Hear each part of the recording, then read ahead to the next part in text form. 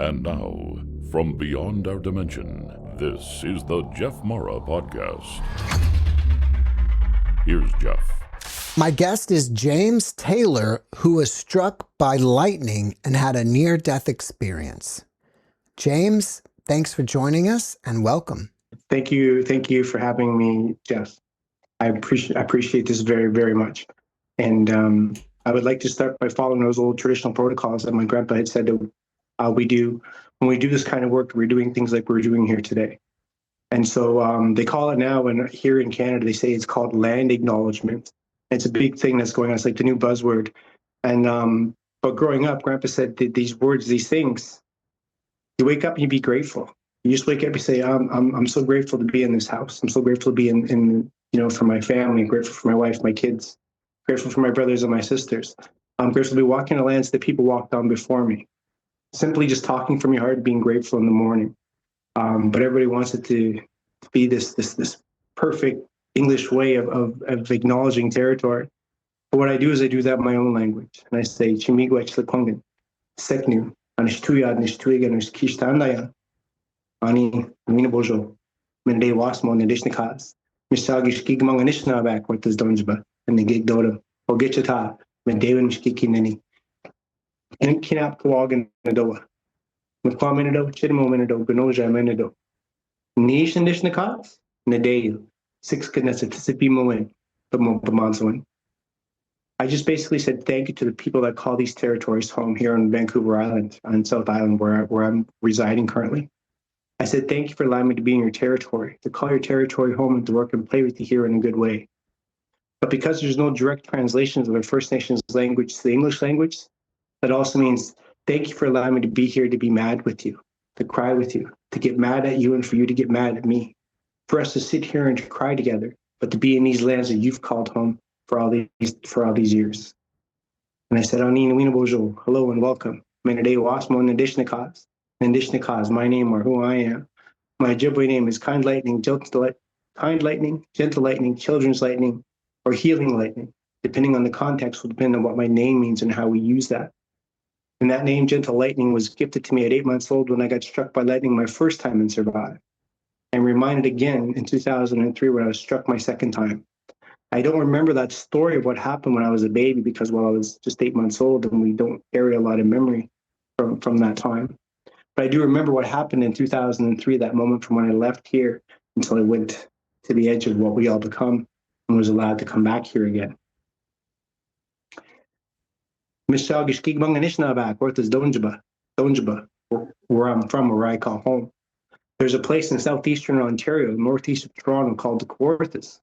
Kawarthas is an Ojibwe word for the big shining waters. Donjba, where I call home. I call those big shining waters home.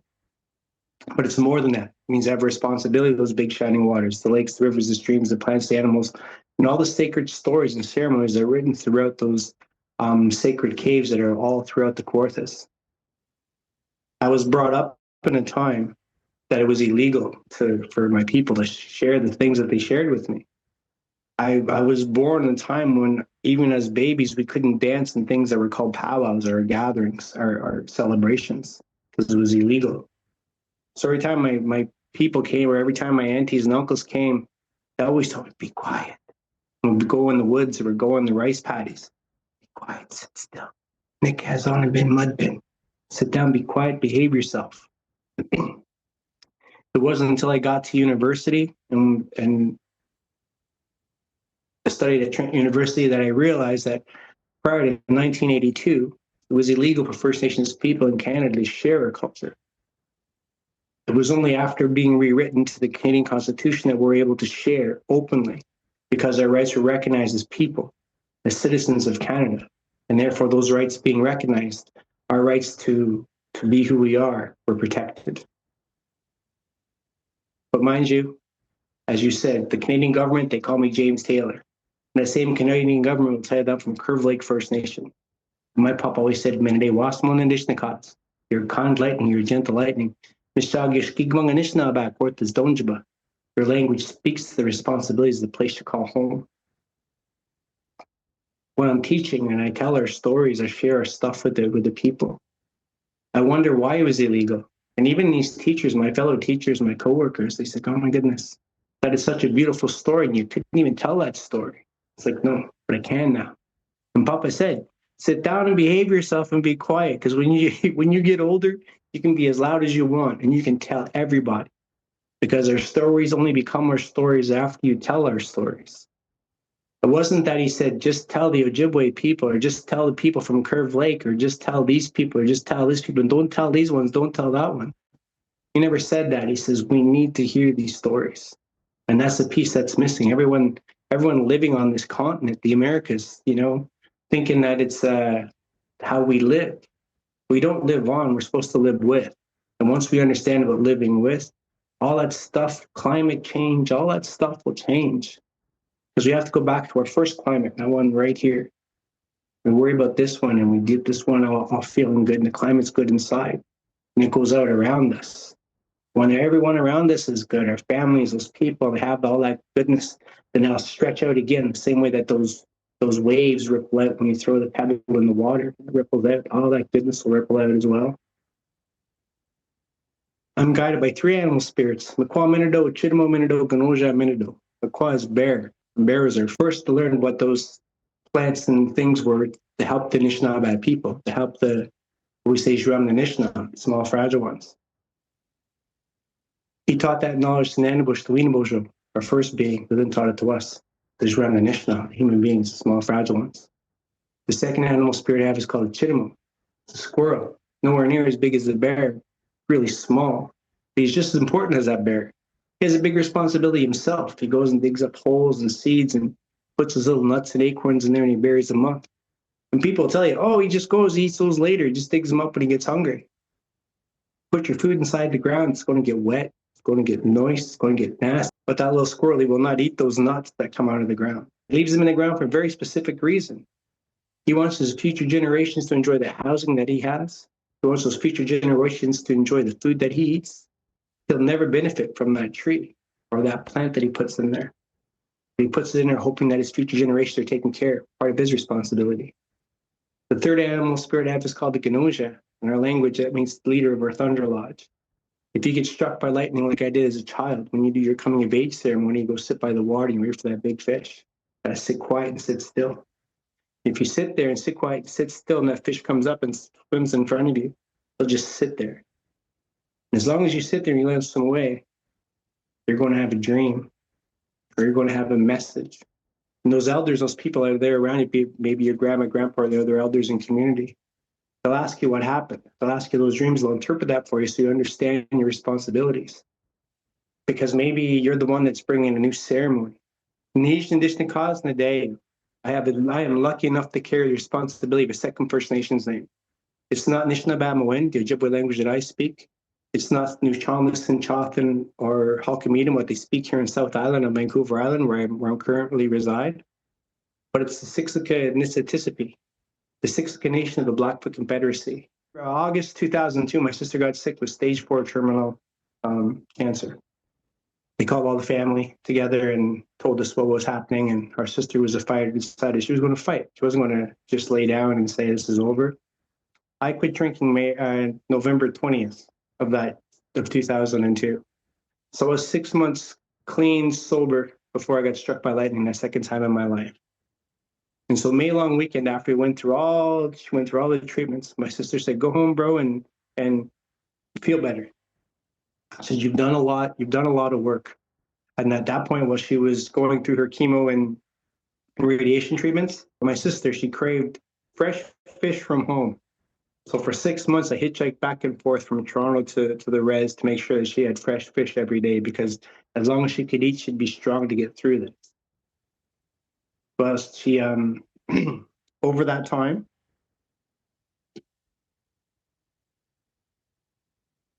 we decided we were going to do something. And I was originally going to do a walk from home to Toronto, and but I got struck by lightning. When I got struck by lightning, Papa says, you have to listen when we come and talk to you. May 23rd, 2003, before I got to talk to my Papa. My brother had brought his son up, my nephew, and because I'm the one in the family, take them out fishing, hunting. telling stories the same way Papa did with me. The kids always loved going out fishing because I always have stories. I have something to share with them. And so my nephew was like, Uncle, I just want to go fishing. I'm like, I know, babe, let's go fishing. So we heard that thunder and lightning coming in. We can't be by the water. And I said to my nephew, I said, babe, I said, we better go home. I said, Aunt Iris is sick right now. The last thing the family needs is for one of us to get struck by lightning. We better get in. So we left from the lake, went to the house. When we got to the house, there's two different versions of this because my brother and I remember it two different ways. I remember coming in, my nephew going in the bedroom, changing out of his wet clothes, getting into his dry clothes. And I went and sat down beside my brother on his left side. And so I put my shoes underneath the fireplace, like where they could dry, like not right under, but kind of where they dry. And then so I opened up the doors to put my socks on so that they would dry. So I promised my nephew, I was like, babe, so we go home, the storm is going to be over. We'll go up to Black Duck, we'll paddle up, we'll fish, we'll swim, we'll take a shore lunch. We'll do it all like I did with Grandpa. That was the only way I got him home. So I sat down beside my brother. I put my left leg over my right leg and I put my feet out in front of the fireplace. As soon as I extended my feet out in front of the fire to dry them, I saw this pink, white, purpley, silvery, blue, golden, greenish, yellowy kind of hair hit my foot. And when it hit my foot, it was like something, you get the camera flash, like flash bulbs, they flash your eyes, you can't see for a second. Well, I had that. But when I had that flash, it was like the most pain I'd ever felt in my whole body. It was like someone came up and just squished me or just flattened me or something. And it was over as quickly as that. And that thing is, everything happened like this, like that. So I get the flash, I get the pain, then the flash is gone, the pain is over. In my head, I could feel that my lungs aren't opening. I could feel that my heart isn't doing what it needs to do. And it felt like everything inside me was curled up like this in my belly. I wasn't doing anything. So in my head, I turned to my brother and said, call an ambulance, call a doctor, something's wrong.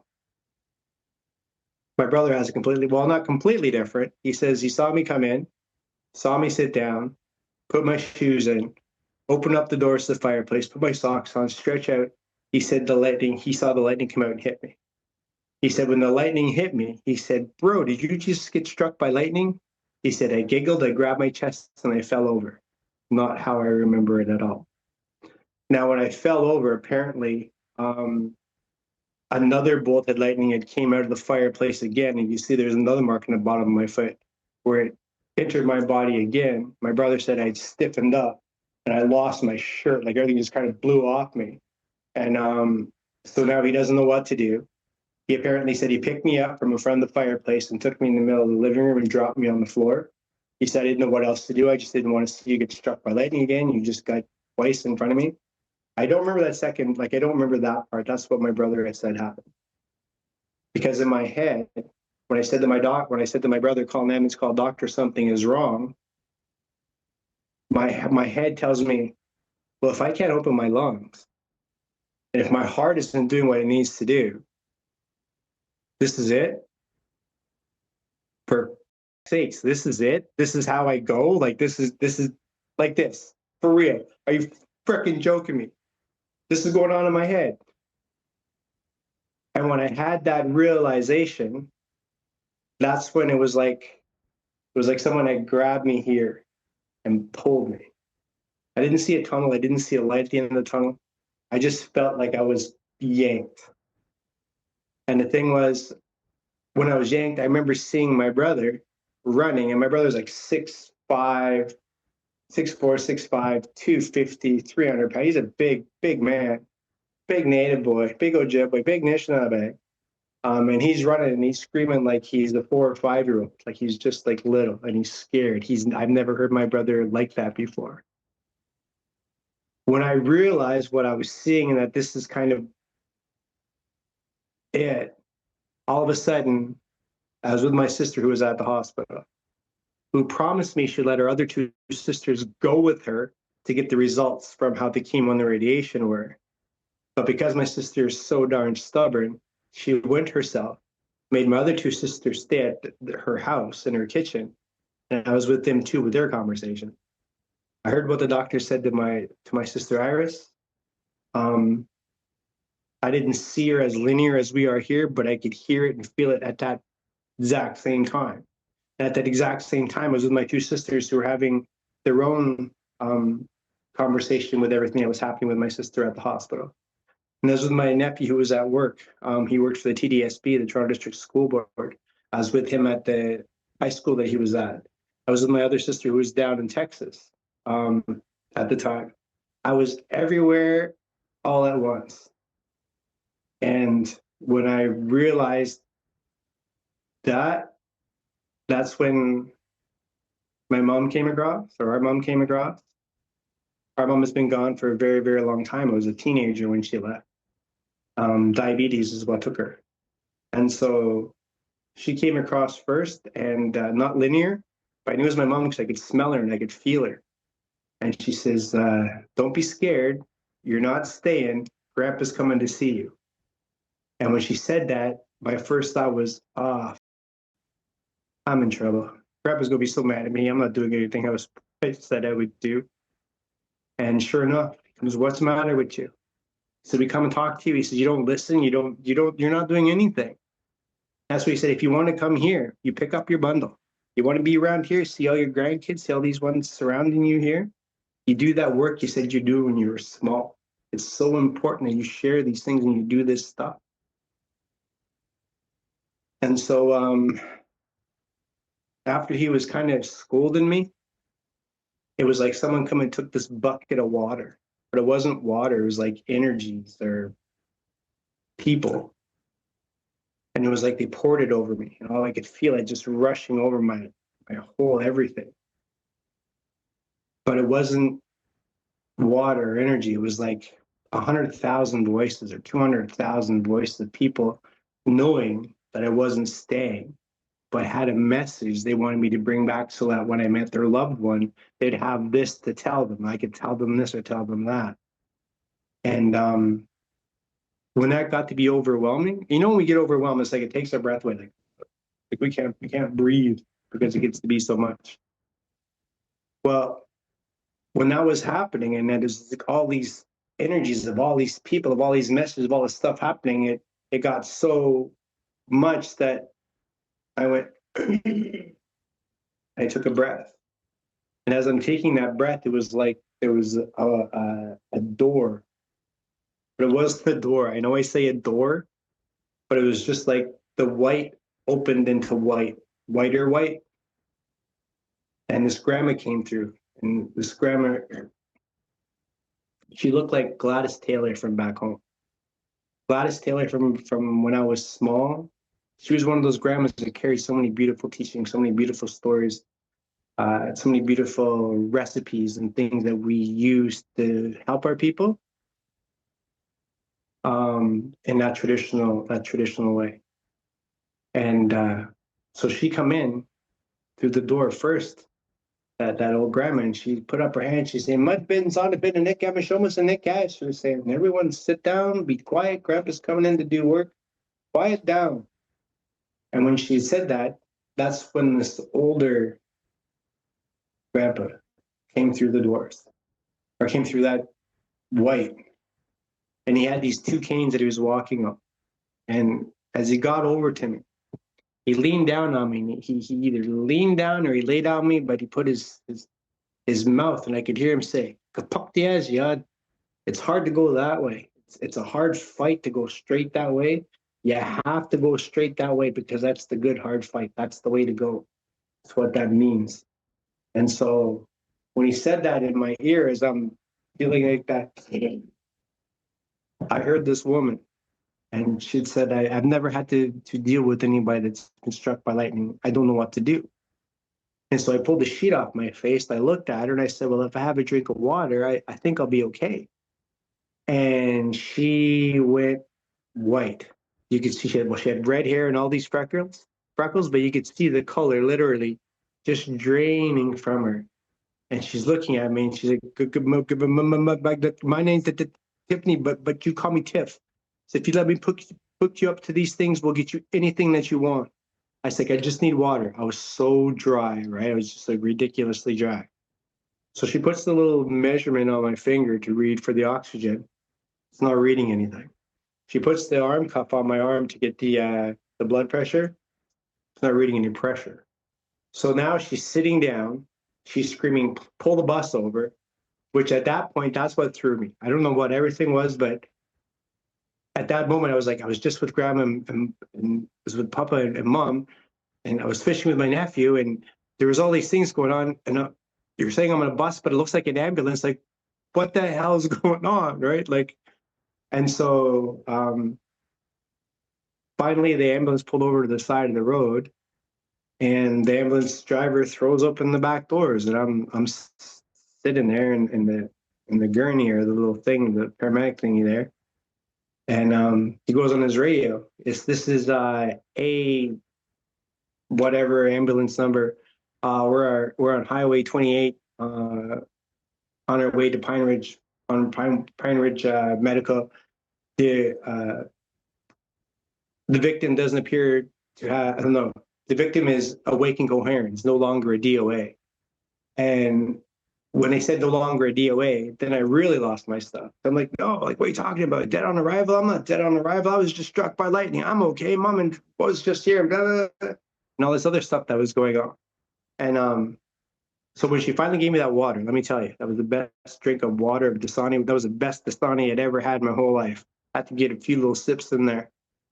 And so when we finally got to the hospital, there's this like chaos of nurses and doctors and everyone around, because here's this dude that's talking, and all these other things that should be happening aren't really happening right now. So we got to get him into a room, and so they took me into the hospital. I was in the emergency at one of the rooms there. It seemed like forever, but it wasn't like forever. It was really kind of weird. Then they finally let my brother in, and when he saw me, he said to me, "Bro, you were dead," and he started crying, and uncontrollably. And so I said, "Come here. It's okay. Come here." And so I've never had to hold my brother like that before. I've never seen my brother like that before. He's like, "Bro, I'm so sorry. I had to call Wendy and tell her that you were struck by lightning." I was like, "Well, why the frick would you call her of everyone in the family? You could have called anyone. Now she's going to call everyone. Everyone's going to be upset and freaked out. I was only struck by lightning. I'm fine. I don't know what everyone's freaking out about." Not realizing I had been struck by lightning. So the doctors, after a few hours, they finally got a needle in my hand, where they could draw blood. And so they put a butterfly in there so they could just come back and just keep getting blood after a little while. It seemed like every 15 minutes, half hour, an hour, 2 hours, just kind of getting farther away as the blood they were testing. But the crazy thing was, like, when the first vial of blood that came out, it was thick and black, like my shirt. It was the weirdest thing I'd ever seen. The nurse gave one of those nervous, when you're like, you get that nervous giggle, you hear somebody give like that giggle because they're uncomfortable or something is just off. Well, that's what he had done. And yeah. The family finally showed up to the hospital after a while. I guess it was a couple of 3 days. Finally, the day that they were letting me go, because they did EEGs on me. They had me hooked up to everything. And so the day they finally let me out of the hospital, the one doctor was against the wall like this, just shaking his head, just thumb on his mouth. Didn't say a word. But the taller doctor, he's like, "Mr. Taylor, you're probably the luckiest man we've ever met." He says, "We got no medical explanation to why you appear to not have any brain damage. You don't have any medical explanation to why your liver and your kidneys can process your blood, because it's pretty evident your blood had stopped for a considerable length of time. Your muscles had stopped for a considerable length of time. So you should probably buy a lottery ticket. You're the luckiest man we've ever met." I didn't win at that time, but knock wood, I do think I'm a very lucky person, not just to still be here, but for the work that I do. And every now and again, just to be a little lucky in another good way. So one of those things about coming back here was doing that work. And doing that work was sharing our stories. Have you found after this experience that you have any new abilities that could be considered psychic? I've always been connected, but definitely more enhanced since then. Since I've opened myself up to that unknown, that big unknown that's all here, definitely. I've done lots of readings. I do readings, and if anybody needs a reading, just DM me and we can figure that out of what that looks like. I've done online, I've done in person, and it doesn't matter either way. It seems to connect. When all those people were trying to give you the message, did you happen to bring any of them back and give them to the people who they were meant for? I brought them all back, and there'll be times I'm on the bus or I'm on a plane or I'm at an airport or I'm at a bus station or I'm on the street. And it doesn't matter what city, like I know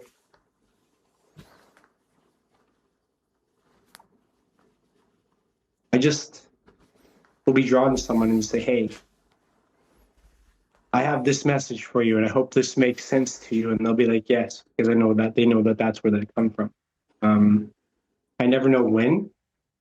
And I'm lucky enough to have sat with people who are leaving here in the physical realm, getting ready to go to that spiritual realm, and share with them what they can expect, share with them what needs to be shared with them.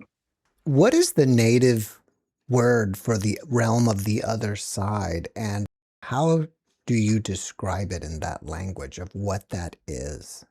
When we talk about Gitchumanitu, when we say Gitchumanitu, the great spirit, it's more of like the great unknown. That's what we all are, is that great unknown. So that's why there's no direct translation, because even though that means great spirit, it also means the greater big. When we talk about human beings, we say Zhuram the Nishna. Gitchumanitu is Zhuram the Nishna Naganin. It means that we understand we're just a small piece of that big unknown that we all become and that we're all still part of here. So yeah, that's. Are you saying if you put it into English words that collectively we all are God? Well, even within the religious texts, even though they're not the same as they're originally from the scrolls, I don't know which version of the Bible is now King James something or other. What religion says is Father, Son, and the Holy Ghost, three trifectas.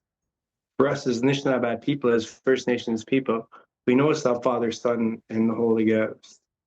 But for us, even it starts here. 1 + 1.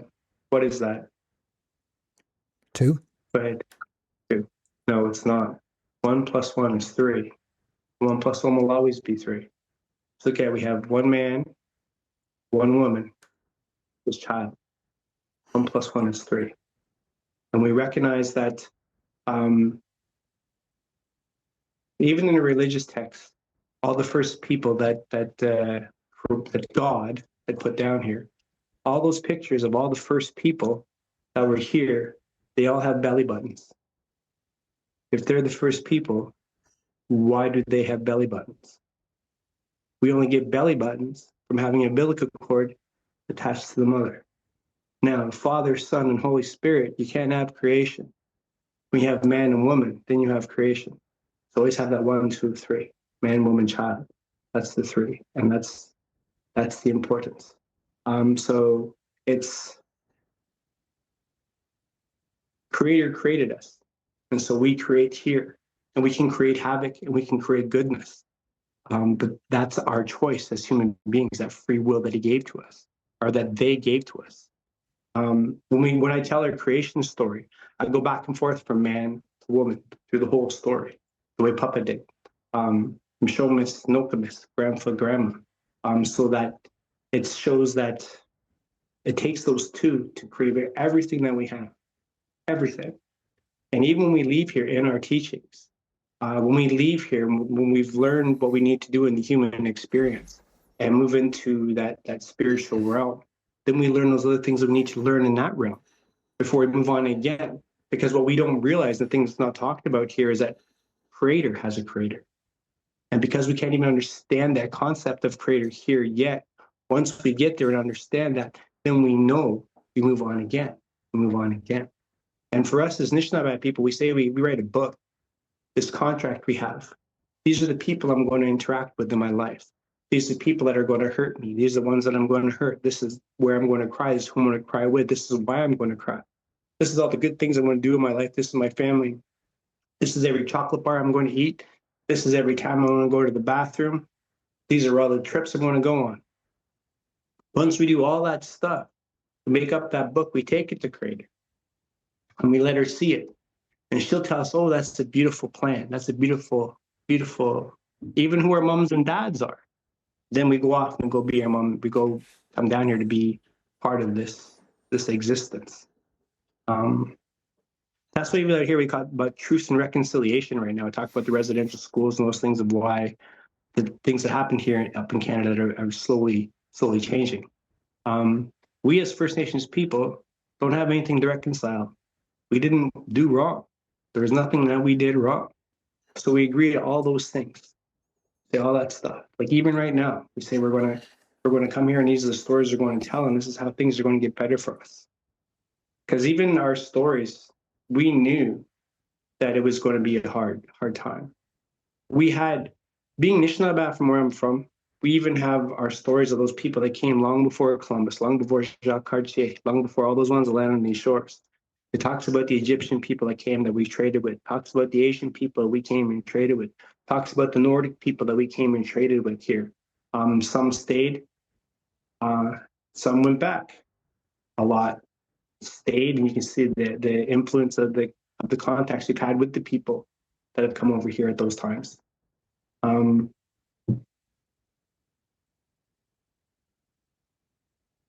Every story leads down to a bigger rabbit hole and so much more that we can talk about. And part of being an educator, being a teacher right here, what I start with our creation story at the beginning, and I work on it and build on it as we go through this 12-year process of watching these kids go from kindergarten to grade 12, you see the impact that it's had.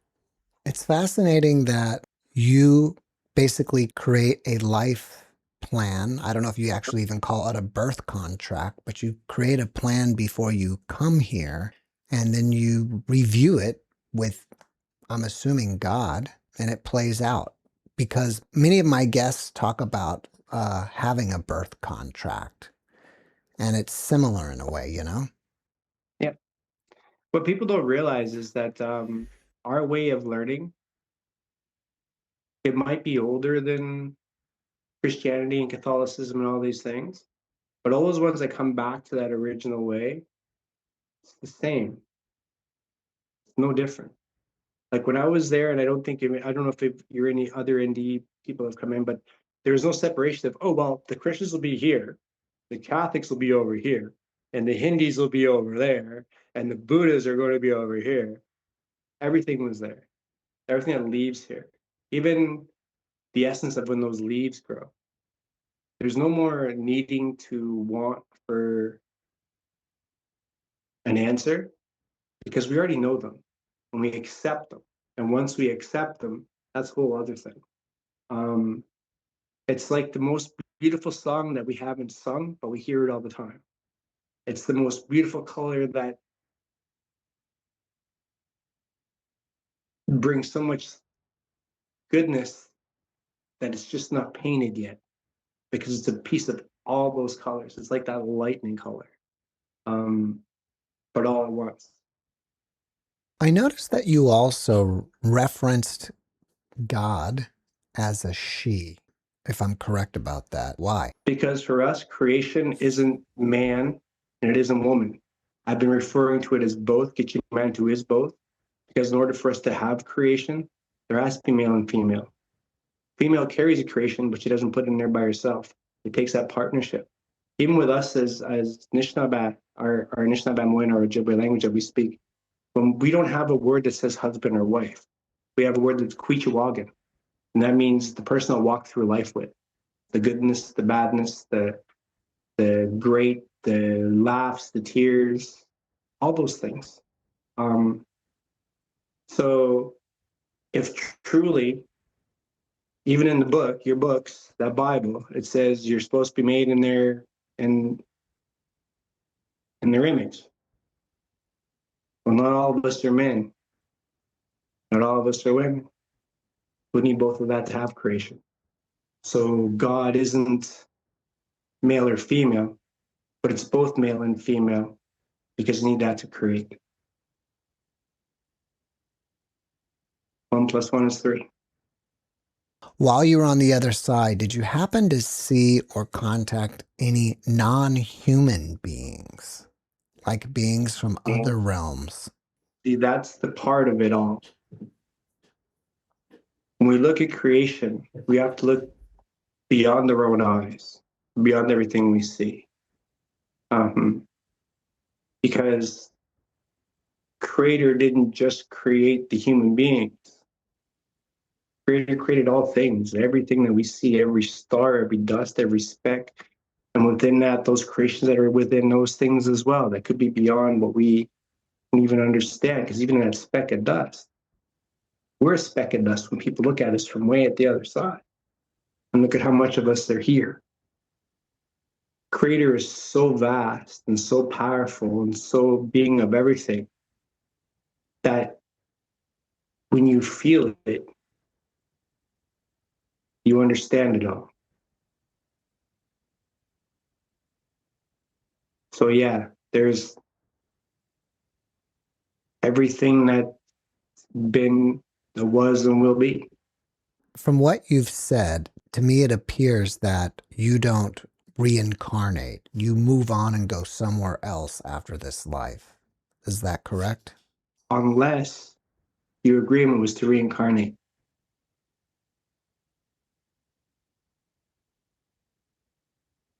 And only you know what that is. So do some people come back? I absolutely believe that. You come back for once, 2 or 3 or 4 times, whatever it is you need to come back, as I think through other spiritualities say the same thing, that there's multiple before you get there, but it's really your journey. When did you start making wind catchers? I don't know what a wind catcher is. I've never ever made a wind catcher, but I make dream catchers. Right. And these are one of the beautiful dream catchers that I make right here. This is the blue one that I have. And this here is a white one that I have. Now, I wish I could tell you in the terms of what we are and how this brings the goodness, because it's not just about catching your bad dreams. There's a whole story.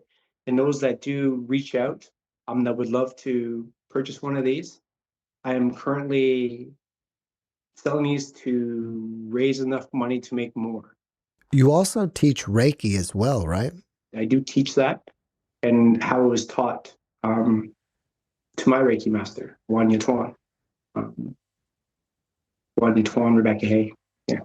So if people want to reach out to you and contact you, what's the best way to do it? Just stand on the corner. So no, just kidding. Reach out, walk, W-A-L-K in lowercase letters, followed by the number 4, and then hope in lowercase letters 03 at gmail.com. Or on Facebook, I'm David J. Taylor. You can reach me through that. Instagram, I'm Taylor David. Yeah, those are the 3 handles. And once we connect, then I can share other information. I just don't want to put my phone number out there right now. Just email me and you'll get more info. James, before we finish up, can you leave us with a last positive message? You matter. You deserve to be loved in a good way. You're not those traumas that's happened. You're not a result of those traumas. You're a human being. You're beautiful. You're magical. You're important. Anytime you get lost, put your hand over your heart. Feel that? Feel it beating? That's still your purpose. Put your hands on your belly. All of a sudden, you'll feel your belly start to growl. That's okay. You're home, and you're safe, and you're beautiful, and you're magical. And you deserve all the most good things in life. So stop being so hard on yourself. You're not alone. Love you. James, thank you for your message and thank you for being my guest. Thank you for having me. Thanks for watching the Jeff Mara podcast. I really appreciate you. Another way to show support is through YouTube memberships. And if you do, there are loyalty badges and other perks depending on your level of membership. All you need to do is click the join button underneath the video to find out more. Thank you for your support.